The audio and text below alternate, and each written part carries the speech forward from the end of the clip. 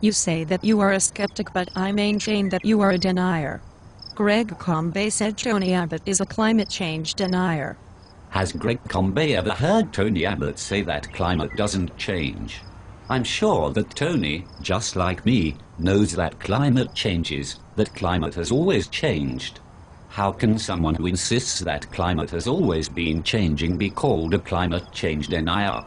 Greg Combet says the comment by Mr. Abbott confirms that at the core of the Liberal Party is the extreme view that climate change doesn't exist.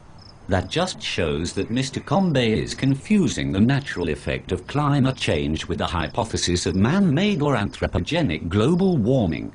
The confusion comes about because the scaremongering warmists started calling anthropogenic global warming by their new term climate change when the warming stopped. Mr. Combet says there's a lot of misinformation out there. Most of the misinformation is coming from him and his department. He says as most of our population lives on the coast, we can expect severe social and economic impacts if predicted sea level rises occur. He mustn't think that it applies to him because he recently bought a beachfront residence outside his electorate. You have to be putting me on. He bought a beachfront residence. He must not believe his own propaganda. This week Ross Garnault said that he laments the current awful contest between knowledge and ignorance. That's right. In his first report he said that he himself had no scientific knowledge. Perhaps he is saying that he himself is ignorant.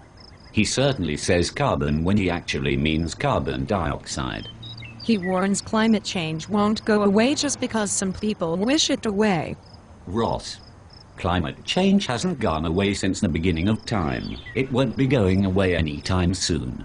Professor Garnault said the chances of global action are greater if Australia, the highest per capita polluter of any developed nation, contributes its fair share. Australia isn't the highest per capita emitter, and anyhow emission of CO2 is not pollution. His authority, the IPCC, puts us way below the US and other countries.